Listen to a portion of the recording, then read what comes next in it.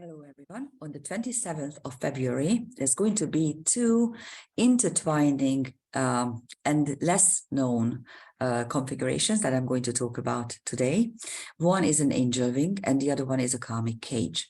These are two configurations that traditional astrology is not really taking into account at all. First of all, because an Angelwing, which is the tiniest of the constellation of the configurations, has a sextile and two semi-sextiles, and the semi-sextile by itself is a non-existing aspect in traditional astrology, and at the same time it is quite important in karmic astrology, and it is quite obvious why. Consider that a semi-sextile is 30 degrees, and it means that the two planets that are creating it are next to each other in signs that come after each other. And in karmic astrology, we consider the whole zodiacal wheel, or it's like a path of the hero, and each next sign is provides some sort of answer to the previous sign's worst traits and negativity. So if you consider like this, take a look at what comes after each other, and you will see that it is like a pendulum, that whatever one sign is maxing out, so to speak, so it takes it to its utmost level, the next sign, what it does is like pushes the pendulum back to its other side. So it's like this, really. I'm not going to give you examples, because I will create a video on that as well, because I think it's very, very important, because it shows how we develop, how we evolve, how sometimes we need to understand a trait or a phenomenon's utmost potentials in order to realize that we don't need it, and we need to move to another position, another to the other corner, really. And it's not always easy, because at the same time it could mean totally different behavior patterns, but since these signs are next to each other, they have some sort of natural connection, and that's exactly what the 30 degree, the semi-sextile is providing. So let's take a look at these two configurations. One is Angelwing and the other one is Karmic Cage. Let's take a look at the Angelwing first. And about the pendulum, that's exactly what we are experiencing now. Consider how really everything went into one direction, and how angry and how vehement the radical left has become with the Marxist ideas, with this DIE, the diversity, inclusion, and equity, which is total nonsense. People cannot be equal. No, diversity is not nice, and no, inclusion is something that is going to destroy the whole world. So this is really die. Okay, if you look at the words, unfortunately, this pendulum is at the far left at the moment. Of all the countries, to me, it's amazing that this whole ideology became really important in the United States of all the countries. I guess that the Marxists thought that if they can win in the United States, they can win the whole world. Well, they didn't consider us, who lived under Marxist eras here in Eastern and Central Europe, and we know what it is, and we don't condone these ideas at all. Anyhow, so that's the pendulum, and yes, it will swing back, because nature always wins, and it's not the green nature that the green idiots are trying to push on us. It is nature in itself, who is, by the way, if you want to personify nature, she's really, really a bitch, let's put it this way, and she always wins. Anyhow, so that's the Angelwing. Let's take a look at what's happening. There's Mercury, the fastest moving of these 4 celestial objects. So it's going to come out of this configuration by next day, especially by the 1st of March, which I'm going to prepare another video, because on the 1st of March, we have a lot of conjunctions which are quite revealing. So I'm going to show it to you. And then on the other side of the sextile, you have the Juno Aries conjunction. And this means Aries is drastically altered outward circumstances. It's the outward karma breaker and destiny changer. It denotes events and phenomena that are pushing you out of your comfort zone. And it's usually, these events are usually bad. These are usually tragic, but it forces you to leave your habitual and well-established self and move towards new potentials. And Juno, of course, is the wife archetype, the first lady archetype, but it also denotes covenants and pacts, and that's exactly what you're seeing. Congratulations, United States, with your very smart foreign policy. You just pushed China and Russia into each other's arms. And this is something that you try to avoid for centuries, or not centuries, but for decades. And finally, you managed to do. So now you have a formidable enemy. Instead of making peace with Russia, and instead of allowing us Europeans to trade with Russia and have a nice economy, you're destroying the European economy by forbidding us to deal with Russia and making him out the country out as a monster, and supporting Ukraine, which is just like the similar monster state. But of course, you are not allowed to see it. Too bad, because what you are establishing and what you are achieving is your worst nightmare. Believe me. Anyhow, so that's what's happening. So covenants and pacts and liaisons are being reshaped. And at the apex you have Neptune, and Neptune is ideology. Neptune in Pisces brings you all kinds of crazy ideologies, not well established ideologies that don't stand on the rational plane. Those are the green idiotisms, and also the Marxist idiotisms. So that's what you have here. And then this is the other one, the Karmic Cage, and it denotes a phenomenon that is quite important from the perspective of soul growth, because the South Node always represents in a chart what we bring in from previous incarnations. What is your survival kit? How can you defend yourself? What are the traits? What are the stereotypes which you kind of instinctively use whenever you are being cornered or pushed or threatened? And the North Node is where you want to move towards. It represents your destiny choices for this life. And of course, it means that this is like a vertex, really. So something like you are moving from one end to the other. And when exactly you are at the tipping point of choosing the North Node over the South Node can come at any time, but it usually comes in the second half of your life, or the third trimester of your life, or fourth quarter even, or even in your last 10 minutes sometimes. You can't really tell. What you can tell as a karmic astrologer is that if you have a karmic cage, which is 2 squares to the opposition, then you will do this sooner and much sooner than average. And at this particular moment in time, what we have here at its apex, what pushes us towards the new and trying to also protect us from the follies of the old, is the Black Moon Lilith.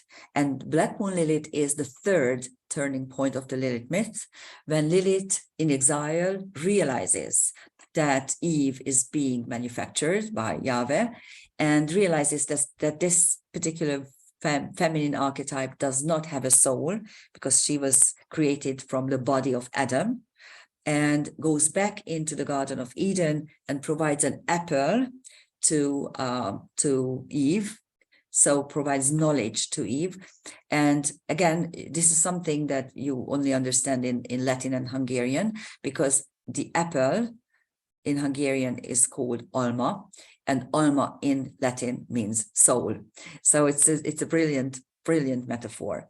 And that's what's happening. At the moment, Lilith is coming back to the Garden of Eden and teaches us new ways. And that's exactly what you need to do. You need to realize that the old stuff, that the old pre-programmed answers won't be enough, and you need to learn new destiny choices. You need to move towards new destiny choices. And you need to do this with wisdom. That's the karmic cage. Now, these two are going to be intertwined. These two, so here's you have the Angelwing, and here you have the karmic cage. And interestingly enough, they are intertwined with the help of aspects that belong to the so-called cerebral aspects or minor aspects, the quintile and the septile series. First of all, you have a Mercury north node quintile and the Mercury south node biquintile. Tridecile, sorry. So quintile and tridecile, the two have to be 180, and this is how they can dissolve this T-square. And these belong to the quintile series. The quintile itself is the name giving of the series, the whole series. If you divide the circle by 5, you get 72. It is not a full sign aspect. So it's before computers, it was quite hard to realize that it's there. So it gives this hidden, it gives us this hidden hint that, yeah, it's there, but you need to actually look in order to see. And by the way, the whole quintile series was created by Kepler, Johannes Kepler, the astronomer, astrologer, mathematician, because he was playing around with numbers, and he wanted to see what happens if you divide the circle by 5 and by 7 and all the rest of the numbers that weren't there for the aspects before he actually started playing around with them.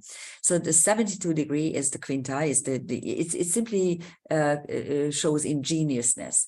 And this hidden aspect also indicates what's very true for the whole quintile series, that there's no energy in them. So unless you actually make them work, unless you realize that they are there, they're not going to show themselves. You're not going to manifest them unless you are very consciously thinking of manifesting them, thinking of ways of manifesting them. And then the Mercury South node has 108 degrees, which is the tridecile or sesquiquintile. There are two different names. I use the tridecile because 3 times the decile, and it denotes ingeniousness that manifests only in altered states of consciousness. If you look at the number 108, this is how many pearls are in a mala, for instance, or any kind of object that is helping you to get into the altered states of consciousness where you actually can talk to God. So this is what it is, and it really manifests only when you are meditating or praying or doing some sort of inner work that is opening you up to the higher consciousness. And so that is really, those two aspects with Mercury are dissolving the karmic cage T-square. And then here's what's interesting. There's also a biseptile between Black Moon Lilith and the Juno Aries conjunction, biseptile or biseptile. Biseptile, what is a septile? If you divide the circle by 7, you get a number that is not even it's not even a full number, because it's 51 degrees and 27 minutes. Now, this is something you won't ever see by the naked eye, by just looking at the chart, unless you have a program that is showing the aspect itself. Of course, the orb is always very, very tight for these minor aspects. It's 1 to 1.5 degrees max. And biseptile is double the septile. The septile itself denotes spirituality.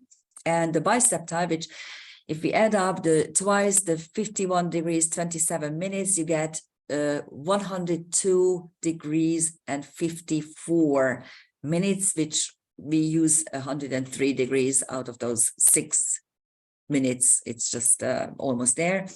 So a biseptile denotes double the mysticism, the esoteric traits. So it's quite interesting that Mercury is consciousness, talking to you. It's like materializing your thoughts. It's like uttering what you think and giving you advice as well. And then the Black Moon Lilith is everything that you need now in this situation, because you need to be clairvoyant, you need to understand what's happening.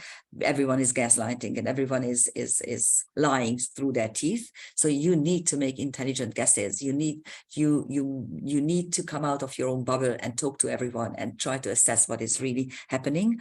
And of course, the powers that be don't want us to know anything, and they think that we are totally stupid, which we kind of are, because we have been lulled and we stopped thinking and stopped striving to understand stuff. We just put on the telly and read the newspapers. Yeah, that's the truth. No, it isn't. Everyone is gaslighting. You need to understand what's going on your own, because no one is going to help you. So, and between the two, there is this interesting novi semi-docile. So between Mercury and Lilith, you have a novi semi-docile, which is 162 degrees. Now, I have to tell you how this came into being. I started playing around with the number 9 and the number 5, how they intersect each other. If you look at the aspect, the potential aspects. And I have a friend who is researching death, what is indicating death in a chart at the moment of death, what is happening. And she knew that I was working with the quintile, 165 degrees, which is obsession and ambition in the chart. And she one day she called me and she asked me what the orb for this aspect is, and I told her it's only 1 to 1.5 degrees, and her answer was, well, too bad, because I consequently get 162. And that immediately blurted out. But yes, but that is the aspect that shows that the soul can migrate out of the physical body. So it's very interesting, because then when you break up the aspects by 18, which is half. The docile is semi-docile, which actually is 18 degrees, which is the life germ aspect. And then the 162 degrees is the crossing over. So actually the crossing over is the opposition, which is again 162 plus 18.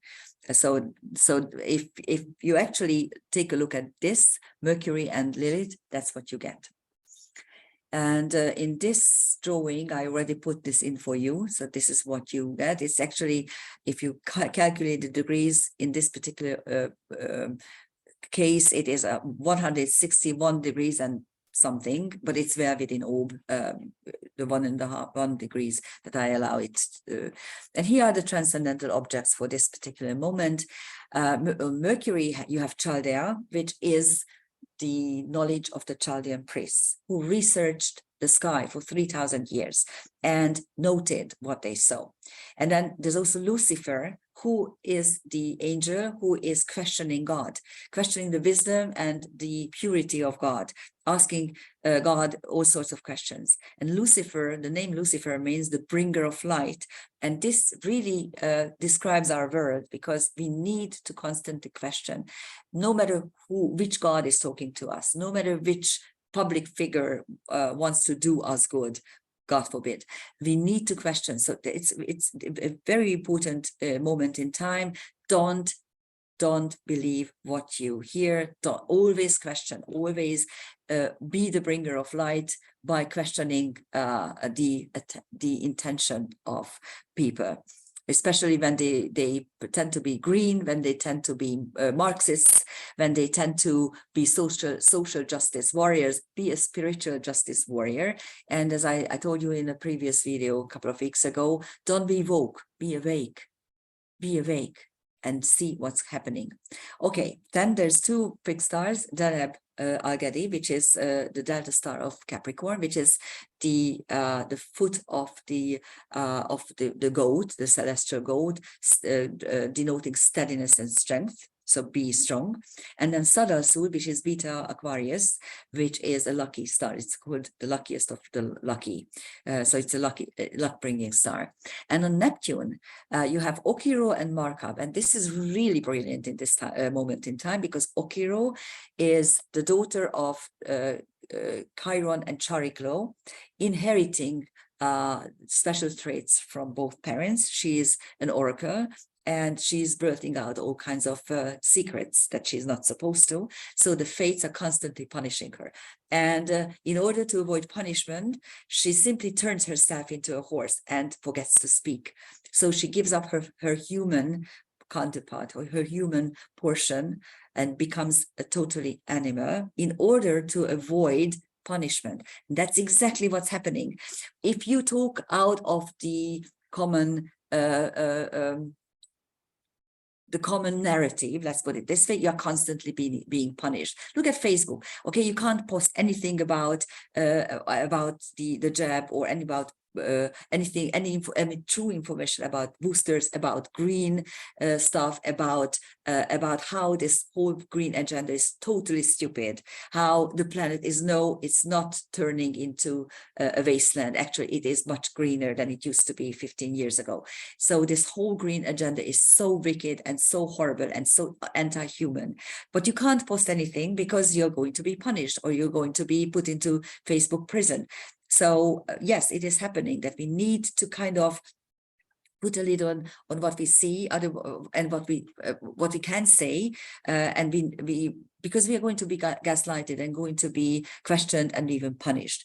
But Markup, which is Alpha Pegasus, allows you to fly out of it depicts the moment when Pegasus, the flying horse, is coming out of the physical body of the mutilated physical body of Medusa, the feminine, the rejected and defiled and raped feminine. And Markup is a star where we learn to fly, where we learn to get our brilliant ideas out into the open. So these two archetypes suggest that with Neptune, the representing ideology, yes, you need to be under the radar, to stay under the radar, because otherwise you will be punished. But see always, or try to assess the right moment, and you can spring out and you can give what you know to the public, to your loved ones. On the North Node, there's nothing. So the North Node represents itself by itself. This Taurus North Node means create true value, create true harmony, well-being, security, and try to enjoy life. And on the South Node, you have Narcissus and Rhadamanthus. The South Node represents our karmic roots. Narcissus means, yes, love yourself, don't hate yourself. At the moment, these woke ideas push you towards self-hate. These people are so totally incompetent and so in life. They are so totally miserable, and they push their own miserable and unhappiness on us who try to be happy and know how to be happy. So learn to love yourself, please. Otherwise, I mean, if you don't love yourself, how do you expect anyone else to love you? Think about that. And then Rhadamanthus denotes true and fair and wise laws, because Rhadamanthus was Erupe and Zeus's son, and he became the king of Crete. And after his death, he was so wise, and he had such nice and good laws, and he implemented laws and rules, so that he was turned into one of the judges of the underworld after his death. So that's what is required from us. And then on Juno Aries, you have Atlantis. Yes, go back to Atlantean knowledge. Nemesis, the punisher of hubris, which again means revolt against the laws, the natural laws, and Hell, which of course is the underworld. And on Black Moon Lilith, you have hubris. So it's interesting that hubris and nemesis are locked in this space-time moment. And then Varuna, which is Queen Karma. I explained this many times to you, so I'm not going to explain it again. So this is the space-time moment. These are the two intertwining aspect patterns, configurations of the 27th of February. And this is really interesting because you could actually see that the Angelwing is the angels, represents the angels, and the Karmic Cage represents the demons. So I could have named this video Angels and Demons to use a very well-known and very famous novel. Maybe it was 15 years ago, a famous thing. But anyhow, angels are not always what they are, as you could see, and karmic cages are very useful tools for soul evolution. Thank you for listening. Bye-bye.